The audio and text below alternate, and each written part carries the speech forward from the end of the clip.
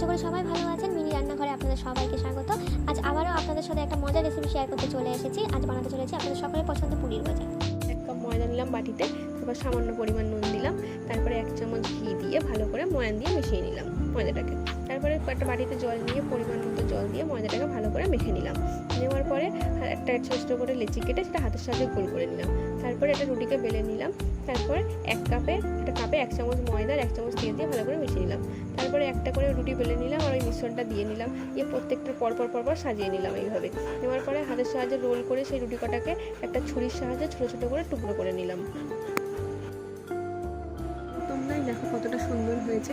তারপর একটা বাটিতে 1 কাপ জল আর 1 কাপ চিনি আর একটু লেবু দিয়ে সেটাকে গ্যাসে বসিয়ে দিলাম। তারপরে শিরাটা পারফেক্ট না হওয়া পর্যন্ত ফোটাতেই থাকবো। তারপর হাতের সাহায্যে দেখে নেবো আঠালো হয়েছে কিনা। যদি আঠালো হয়েছে তাহলে শিরাটা পারফেক্ট হয়ে গেছে। তারপর একটা কড়াইতে তেল দিয়ে তারপর সেই ময়দার টুকরোগুলোকে পরপর লাল লাল করে ভেজে নেবো, উল্টে পাল্টে ভেজে নেবো। তারপর সেগুলোকে সাইড করে তুলে নিলাম। নিয়ে যে শিরাটা বানিয়েছিলাম তার মধ্যে ভাজা টুকরোগুলোকে দিয়ে দিলাম। তারপরে ঘন্টাখানিক মতো ভিজিয়ে আমরা ভেবে রেখে দেবো। রাখার পরে তোমরা তারপর নিজেরাই দেখো কতটা মুচমুচে আর কতটা সুন্দর দেখতে হয়েছে। ভিডিওটা ভালো লাগলে বাড়িতে বানিয়ে কীরকম লাগলো অবশ্যই কমেন্টে জানাবেন। চ্যানেলে নতুন হয়ে থাকলে ভিডিওটি লাইক, কমেন্ট, শেয়ার অ্যান্ড সাবস্ক্রাইবে বেল আইকনে অল অপশনটি অবশ্যই ক্লিক করবেন এরকম নতুন নতুন মজার রেসিপি জানতে। গুড বাই বন্ধুরা, আজকের মতো এইটুকু, দেখা হচ্ছে নেক্সট ভিডিওতে।